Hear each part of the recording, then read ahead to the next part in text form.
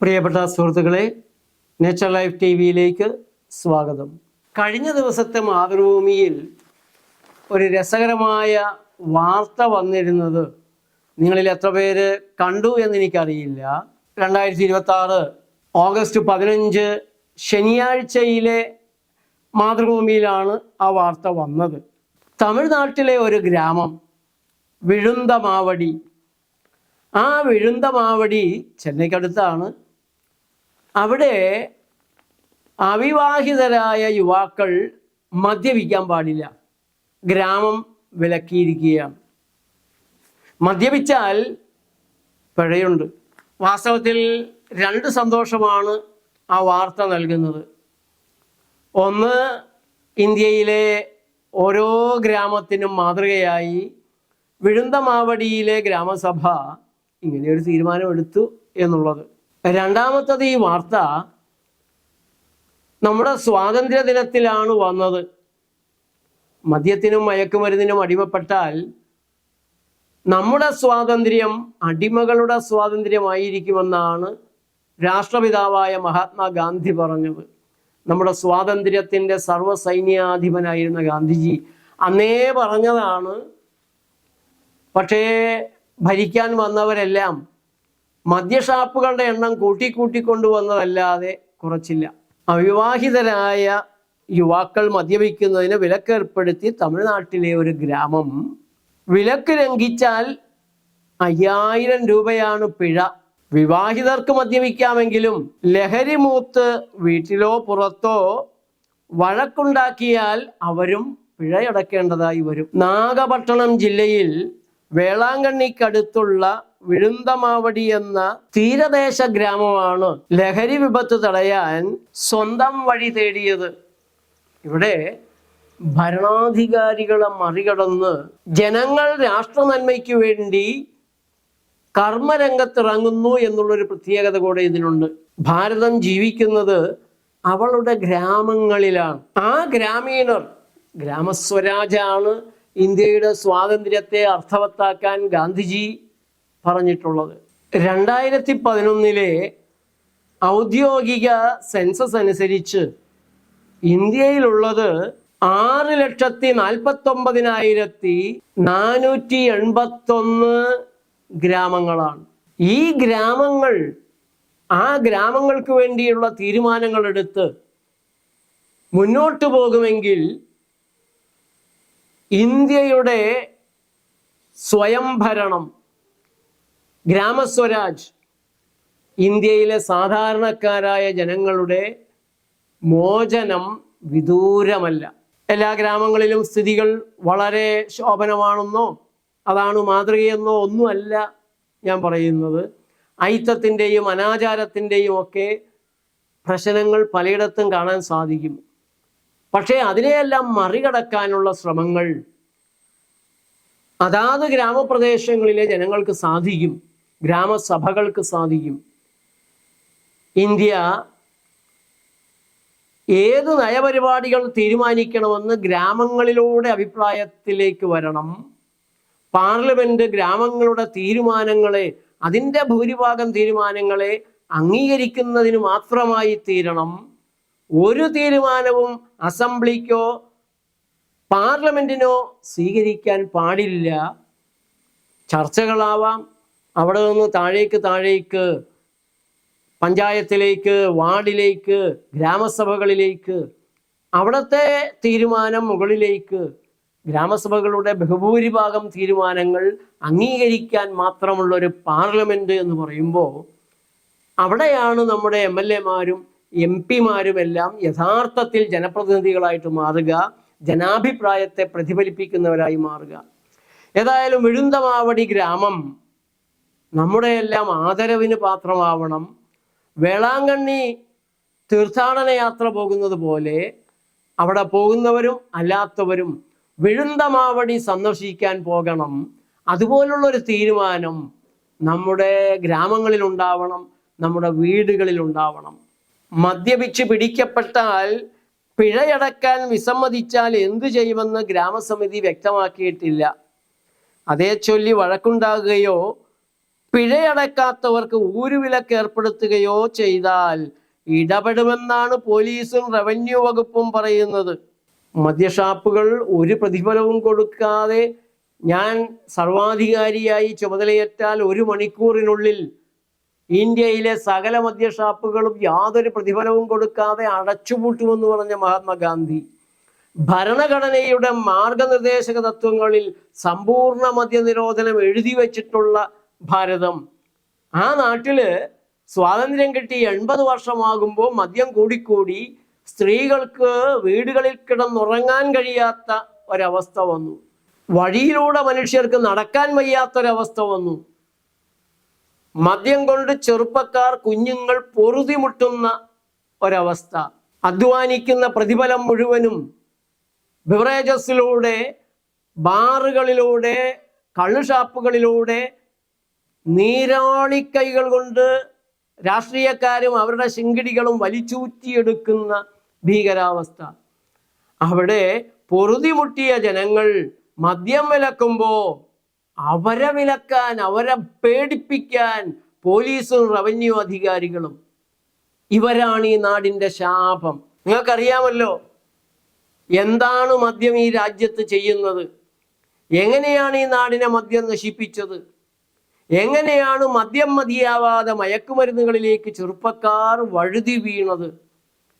കഴിഞ്ഞ 10 കൊല്ലമായി നമ്മുടെ കേരളം ഭീകരമായ മദ്യവാഴ്ചയുടെ, മയക്കുമരുന്ന് വിളയാട്ടത്തിൻ്റെ ഒരു പ്രദേശമായി മാറി. എന്തെല്ലാമാണ് നമ്മുടെ നാട്ടിലെ ചെറുപ്പക്കാർ മയക്കുമരുന്നിന് അടിമപ്പെട്ട് ചെയ്തു കൂട്ടുന്നത്. അമ്മയുടെ കഴുത്ത് മുറിച്ച ചെറുപ്പക്കാരൻ, വീട്ടിലുള്ള സകലരെയും തൻ്റെ കാമുകിയടക്കം വെട്ടിക്കൊന്ന് മറ്റൊരു ചെറുപ്പക്കാരൻ, കൊച്ചുകുട്ടികളെ വരെ ദ്രോഹിക്കുന്ന ചെറുപ്പക്കാര്. ഇതിൽ പരം നമ്മുടെ നാടിനെ നശിപ്പിക്കാൻ വേറെന്താണ് വേണ്ടത്? അതിൽ നിന്ന് രക്ഷപ്പെടാൻ പൊറുതിമുട്ടിയ ഗ്രാമീണർ, മത്സ്യത്തൊഴിലാളികൾ ശ്രമിക്കുമ്പോൾ അവരെ ഭീഷണിപ്പെടുത്തുന്ന പോലീസും റവന്യൂ അധികാരികളും. കേരളത്തിൽ ഇപ്പോൾ അന്തരീക്ഷം ഒന്ന് മാറിയിട്ടുണ്ട് എന്നുള്ളത് ഞാൻ കാണാതിരിക്കുന്നില്ല. കഴിഞ്ഞ 10 വർഷമായി കയറൂരി വിട്ട മയക്കുമരുന്ന് മാഫിയ. ആര് ചോദിക്കാനുള്ളതൊക്കെ ഞങ്ങളുടെ ആളുകളല്ലേ, ഞങ്ങൾക്ക് വേണ്ടി ഭരിക്കുന്നവരല്ലേ, ഞങ്ങളുടെ ആളുകളല്ലേ ഭരിക്കുന്നത് എന്ന അഹങ്കാരത്തോടെ വിളയാടിയത്. അതുകൊണ്ടല്ലേ അധികാരത്തിലേറി 2 മാസങ്ങൾക്കുള്ളിൽ കേരളത്തിലെ ജയിലുകൾ നിറയുന്ന രീതിയിൽ മയക്കുമരുന്നുകാരെ പിടിച്ച് ഉള്ളിലാക്കിയത്. അതില് ശ്രീ രമേശ് ചെന്നിത്തലയെ, VD സതീശനെ അനുമോദിക്കാതിരിക്കാൻ ആർക്കാണ് കഴിയുക? ഞാൻ അതിനെക്കുറിച്ച് കഴിഞ്ഞ പ്രാവശ്യം പറഞ്ഞപ്പോൾ ഞാൻ ഈ കോൺഗ്രസ്സുകാരെക്കാൾ ആവേശത്തോടെ VD സതീശൻ മന്ത്രിസഭയെ പിന്തുണയ്ക്കുന്നല്ലോ എന്ന് എൻ്റെ തന്നെ ചില സുഹൃത്തുക്കളൊക്കെ പറയുകയുണ്ടായി.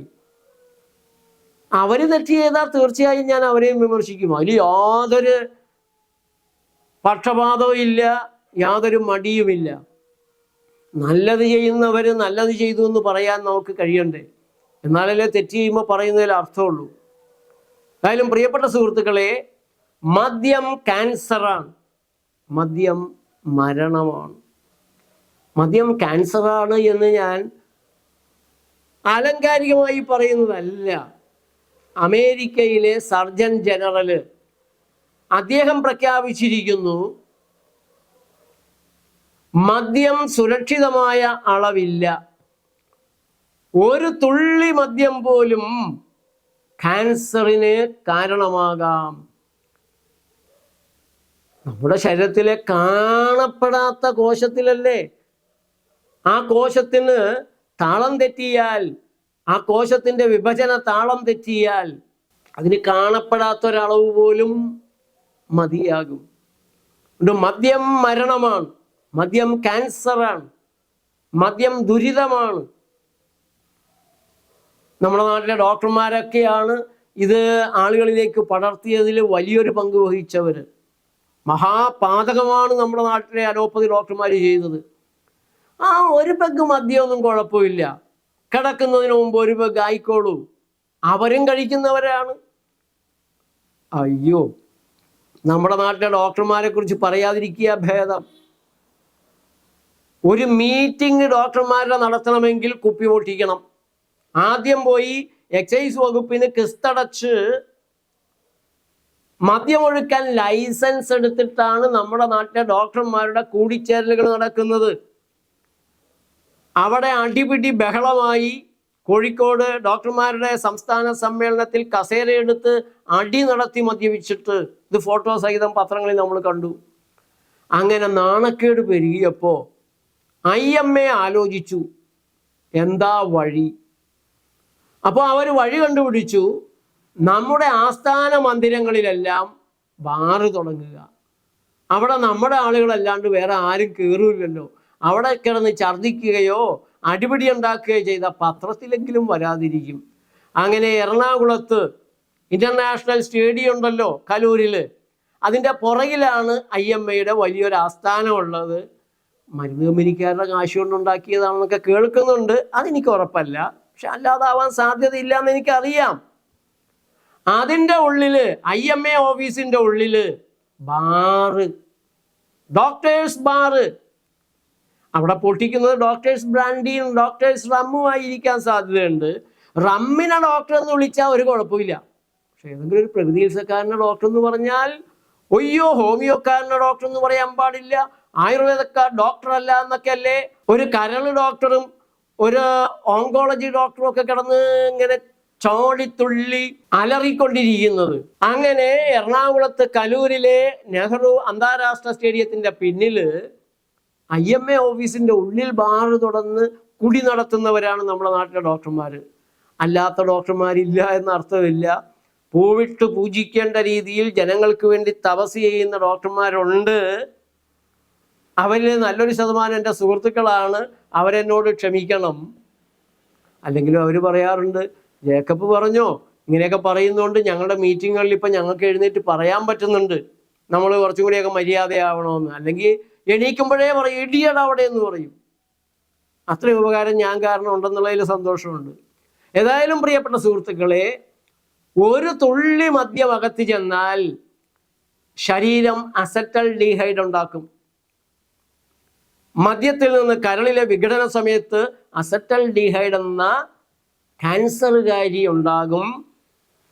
ഒരു കാരണവശാലും മദ്യത്തെ നമുക്ക് പ്രോത്സാഹിപ്പിക്കാൻ സാധിക്കില്ല.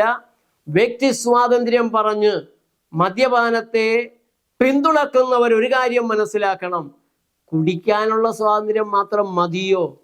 നിങ്ങൾക്ക് ഈ രാജ്യത്ത് മദ്യം ഉണ്ടാക്കാനുള്ള സ്വാതന്ത്ര്യം ഇല്ലല്ലോ. അതിലെന്താണ് നിങ്ങൾ പരാതി പറയാത്തത്? ഞങ്ങൾക്ക് വേണ്ട മദ്യം ഞങ്ങൾ തന്നെ ഉണ്ടാക്കി ഞങ്ങൾ തന്നെ കുടിച്ചോളാം എന്ന് പറഞ്ഞാൽ പിടിച്ചുള്ളിലിടും സർക്കാർ. സർക്കാർ ഉണ്ടാക്കി തരുന്നത് കുടിച്ചാൽ മതി, മദ്യ മുതലാളി ഉണ്ടാക്കി തരുന്നത് കുടിച്ചാൽ മതി. കാരണം നിങ്ങളുടെ കീശയിലെ കാശ് അവർക്ക് വേണം. ഈ തട്ടിപ്പിന് ഇരകളാവാതെ കഴിയുമെങ്കിൽ കേരളത്തിലെ ഓരോ ഗ്രാമസഭയും മദ്യപാനം ഒന്ന് വിലക്കണം. മദ്യഷാപ്പുകൾ വേണ്ട, പാടില്ല എന്ന തീരുമാനമെടുത്ത് അത് നടപ്പിലാക്കാൻ വാർഡ് മെമ്പറെ ചുമതലപ്പെടുത്തണം. ജനപ്രതിനിധികളോട് ജനങ്ങൾക്ക് വേണ്ടി സമരത്തിനിറങ്ങാൻ പറയണം. ജനപ്രതിനിധികളോട് സമരം ചെയ്യുന്ന മണ്ടത്തരം അവസാനിപ്പിക്കണം. ജനങ്ങൾക്ക് വേണ്ട കാര്യങ്ങൾ നടത്തിത്തരാനാണ് ജനപ്രതിനിധികളെ തിരഞ്ഞെടുക്കുന്നത്. അതിനവർക്ക് പറ്റില്ലെങ്കിൽ രാജിവെക്ക്, ഞങ്ങൾ വേറെ ആളെ തിരഞ്ഞെടുത്ത് വിട്ടോളാം, പറ്റിയവരെ തിരഞ്ഞെടുത്തോളാം, പണിയറിയാവുന്നവരെ തിരഞ്ഞെടുത്തോളാം എന്ന് പറയാൻ ജനങ്ങൾക്ക് സാധിക്കണം. ഏതായാലും വിഴുന്തവാടി ഗ്രാമം ഞാൻ ഉടനെ സന്ദർശിക്കുന്നുണ്ട്. ഒരിക്കൽ കൂടെ വിഴുന്തവാടി ഗ്രാമത്തിലെ എല്ലാവർക്കും അഭിവാദ്യങ്ങൾ, നേച്ചർ ലൈഫിൻ്റെ അഭിവാദ്യങ്ങൾ. നന്ദി, നമസ്കാരം.